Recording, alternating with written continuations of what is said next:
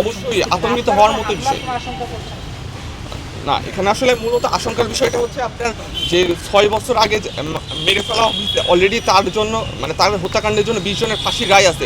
তারপরেও যদি তার হত্যাকাণ্ডকে যদি বৈধতা দেওয়ার চেষ্টা করা হয়, আমি শুধুমাত্র আমার একটা ফেসবুক পোস্টের কারণে মানে আমার ভাইয়ের হত্যাকাণ্ড কিভাবে বৈধ হইতে পারে, মানে আমার মাথায় আসলে জিনিসটা কোনোভাবে আসে নাই।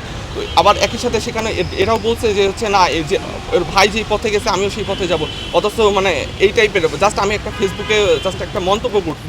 আমি তো হচ্ছে এখন আমার তো ব্যক্তিগত জায়গায় আমি ফেসবুকে যদি একটা মন্তব্য করার জন্য কি মানে আমার ভাইকে হত্যা করা কীভাবে জায়েজ হয় বা আমাকেও কেন ওইভাবে মারা হবে, এটা তো আসলে কোনোভাবেই মানে আমার মাথায় আসলে আসে না। এটা সম্পূর্ণ আসলে একটা মানে বড় বড় কর্মকাণ্ড বলে মনে হয়েছে। ওই ব্যক্তি বা ওই রাজনৈতিক দল সংশ্লিষ্ট কারোর সাথে কি আপনার কথা হয়েছে?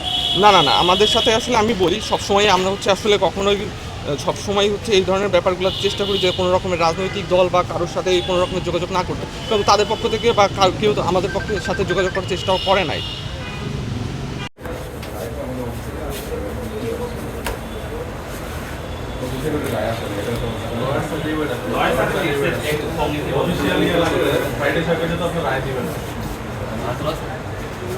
রাইট